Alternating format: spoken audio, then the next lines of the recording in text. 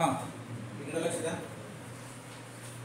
Solar sale आपण सगळ्यात महत्त्वाचं सोलार सेलचं वर्किंग बघूयात आपण. काय सोलार आपण ऐकून आहे already. Solar cell is an sunlight or a sunlight energy is converted into an electrical energy. Sun is a big source. No sampanara. That light is converted into the electrical energy. That is meant by also photovoltaic cell. Solar cell चा use इकडून जाऊया आपण application कडून मग इकडे येऊया. म्हणजे नेमके हे शिकण्याचे काय मजा आहे ते पण थोडं बघू. कुठे कुठे वापरलं जातं रे सोलर सेल? काय आयडिया? कुठे कुठे वापरलं जातं सोलर सेल? हा सगळ्यात पहिली गोष्ट समुद्रामध्ये गेल्यानंतर झांजावर तिथे इलेक्ट्रिसिटी कुठून आणणार? जंगलामध्ये रिमोट एरियामध्ये तिथे इलेक्ट्रिसिटी कुठून आणणार? एक्सप्रेस हायवेवर एक पिवळं बल्ब असतं त्याच्यावर एक पाटी ठेवलेली असते अशी. ओके. तिथं तिसरी गोष्ट सॅटेलाइटवर. आता काय इथं पृथ्वीवर खिळा मारून आपण तिथं वायर तर टाकू शकत नाही. फिर बाबा मी इथं धरून बसतो. It is not possible. म्हणून त्या ठिकाणी सुद्धा आपण काय वापरू शकतो?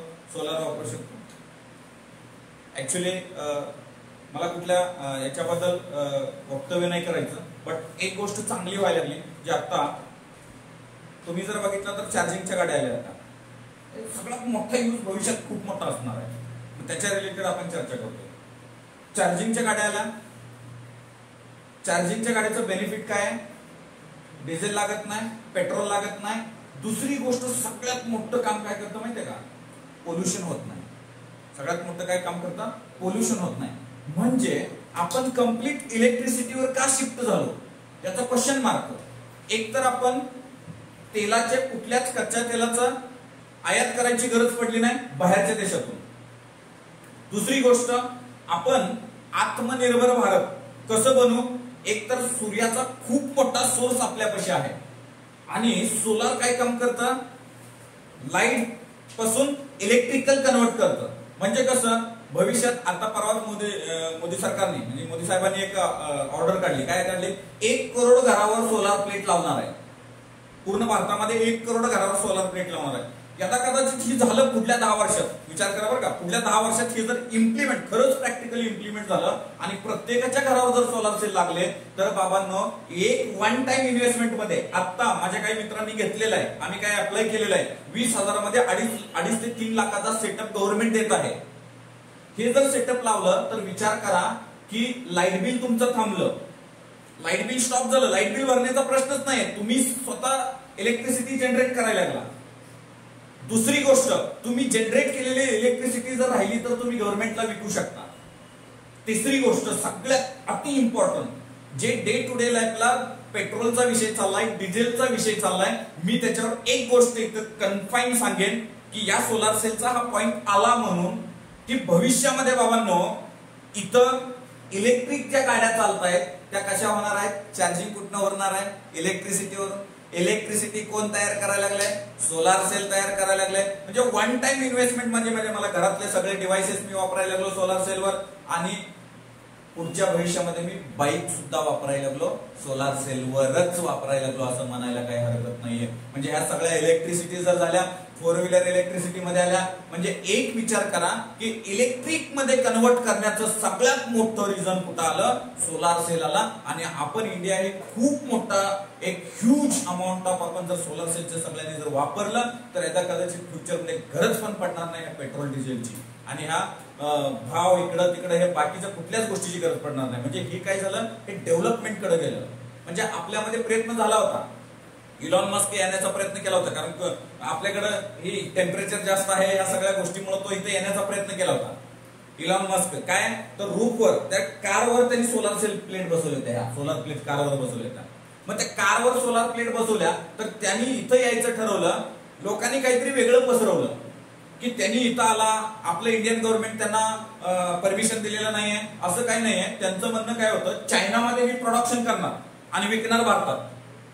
मोबाईल चायनामध्ये तयार व्हायला लागले, विकायला लागले भारतात. काही मोबाईलच्या कंपन्या बाहेर तयार व्हायला लागले, विकायला लागले भारतात. म्हणजे बनवणार कोण तर वेगळंच, पैसे कमवणार कोण तर वेगळंच, आणि विकणार म्हणजे विकत घेणार फक्त आम्ही. मग इंडियन गव्हर्नमेंटने एक पॉलिसी केली की तू विक, 100% काय ते मला टॅक्स दे. विकायची काय अडचण नाही. मग गव्हर्नमेंटला सुद्धा फायदा झाला पाहिजे. नसेल तर आमची एक क्रायटेरिया, तुला टॅक्स फ्री करतो, पण तुझं प्रोडक्शन कुठं झालं पाहिजे, आमच्या भारतात झालं पाहिजे. आणि जर यदा कदाचित जर हे प्रोडक्ट जर भारतात झालं असतं तर बाकीच्या गाड्यापेक्षा कुठली स्वस्त झाली असते रे? सोलार सेलची गाडी ही नक्कीच काय झाली असती, स्वस्त झाली असती. का तर आम्हीच बनवलं, आम्हीच तयार केलं, आम्ही टेक्नॉलॉजी शिकलो, आम्ही टेक्नॉलॉजी शिकेल म्हणून ती गोष्ट इतर येईना.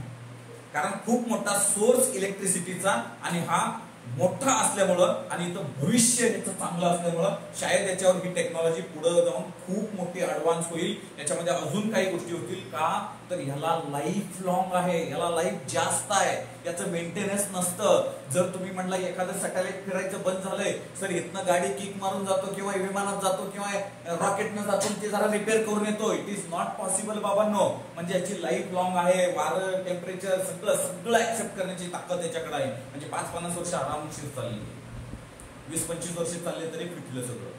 म्हणजे हे एवढं मोठं भविष्याचं प्रोजेक्ट आहे. त्याच्यामुळे याच्याकडे सुद्धा चांगल्या आणि पॉझिटिव्ह नजरेने बघा. आता याच्या आतलं स्ट्रक्चर आणि आपल्या सिलेबसचं थोडं बघूया काय आहे. आता या ठिकाणी बघा, हे सर्वांनी बघितलंय, सोलार प्लेट बघितली असणार आहे. ओके, ती प्लेट बघा, त्याच्यामध्ये जे वरचं काच उभं असतं ना, ते काच असते. वर काय असते? काच असते, ग्लास असतं. त्याला आपण ग्लास कशासाठी वापरायचं? ते ऊन वारा पाऊस असतं ना, त्याच्यापासून प्रोटेक्ट करण्यासाठी. आयआर म्हणजे हीट पासून प्रोटेक्ट करण्यासाठी कोणाचं काय वापरायचं? ग्लास वापरायचं. कुणाला? ह्या प्लेटला. त्याच्यानंतर ह्याच्यामध्ये black black black black spot असतात, असे ब्लॅक ब्लॅक ब्लॅक ब्लॅक चट्टी असते. कधी बघितलंय? ते असे असे अशा पद्धतीने असतं बघा. हे पूर्ण एरिया काय असतो माहितीये का? Black black black black black. परत दुसरं काय असतं? इथं व्हाईट व्हाईट व्हाईट, परत इथं ब्लॅक ब्लॅक ब्लॅक ब्लॅक, परत व्हाईट व्हाईट व्हाईट. हे असं असतं. हे कशासाठी असतं? मॅक्झिमम इलेक्ट्रिक एनर्जी काय करेल? ऍब्सॉर्ब करेल. काय करेल? इलेक्ट्रिक एनर्जी मॅक्सिमम काय करेल? ऍब्सॉर्ब करेल. दुसरी गोष्ट, दुसरं इथं बघा, फ्रंट कॉन्टॅक्ट आणि back contact, that is also called as rear contact. याला ना हे लोड रेजिस्टन्स कनेक्ट केलेलं असतं. म्हणजे याला जर सोलार प्लेट आपण आता रूपवर ठेवली आणि त्याला जर डायरेक्ट बल्ब लावला, लागेल ना, ग्लो होईल. मग सर याला स्टोअर करायचं, बॅटरीच्या फॉर्मॅटमध्ये स्टोअर करा. कुठल्या फॉर्मॅटमध्ये स्टोअर करा? बॅटरीच्या फॉर्मॅटमध्ये स्टोअर करा. मग इथं एक तर बॅटरी वापरू किंवा लोड रेजिस्टन्स वापरू, डायरेक्ट कुठे यूज करायचं ते वापरू. त्याच्यानंतर याच्यामध्ये बघा, ही जी आहे ते लाईट सनलाईट टाकलेला आहे. हे जे आहे ते यन साइड, हे यन साइड जे आहे, यन टाइप आहे, यन रिजन आहे, हे थिन असतं. आणि पी रिजन ह्याच्यामध्ये काय असतं? थिक असतं, जाड असतं. ओके, आणि हे लास्ट जे आहे ते रेअर कॉन्टॅक्ट. हे काय फक्त स्ट्रक्चर आहे. मग आता एक्झॅक्ट काम कसं करत असेल, वर्किंग कसं करत असेल? याच्यात बघा, एन रिजन हे फ्रंट कॉन्टॅक्टला जोडलंय आणि ते, आणि दुसरं रेअर कॉन्टॅक्टला काय जोडलेलं आहे? पी रिजन जोडलेलं आहे. हे खालच्या साईडला असतं, बॅक साईडला असतं. आणि याच्या अक्रॉसला काय जोडलंय? Load resistance जोडलंय. तेच इथे केलेलं आहे. सगळं तेच आहे. इथं काय परत लाईटच इन्सिडेंट केली आपण. आता एक्झॅक्ट जर मला वर्किंग बघायचं झालं तर याच्यामध्ये काय, जेव्हा इथली light energy, that is also called as h nu, that is also called as photon energy. काय म्हणायचं? Photon energy. जेव्हा photon energy greater than the band gap असतं. बँड गॅप, व्हॅलन्स बँड आणि कंडक्शन बँड मधला जो difference असतो त्याला काय म्हणायचं? बँड गॅप म्हणायचं. जेव्हा photon energy he greater than the band gap असते त्यावेळेस एन रिजन मध्ये आणि पी रिजन मधले इलेक्ट्रॉन्स हे कॉम्बिनेशनला येत आहेत. कुठे येत आहेत? कॉम्बिनेशनला. कुठं? जंक्शन कडे. N region, N type, P type junction कडे रिकॉम्बिनेशन साठी येत आहेत. बट ऍक्च्युअल ते रिकॉम्बिनेशन होत नाही. ऍक्च्युअल काय होत नाही? ते रिकॉम्बिनेशन त्या ठिकाणी होत नसून त्या ठिकाणी काय होतं? It is not available for the conduction. This recombination is not available for the conduction. मग व्हॉट हॅपन एक्झॅक्टली? इथं जे आहे ते पी रिजन मधलं हे म्हणजे एन च्या साईडला जातं, पी च्या साईडला जातं. रिकॉम्बिनेशन होण्यासाठी यांनी जंक्शन क्रॉस केलेलं, हे सेग्रिगेशन व्हायला चालू होतं, वेगळं व्हायला चालू होतं, स्पॅटियली व्हायला चालू होतं. समजायला लागेल का बघा शब्द?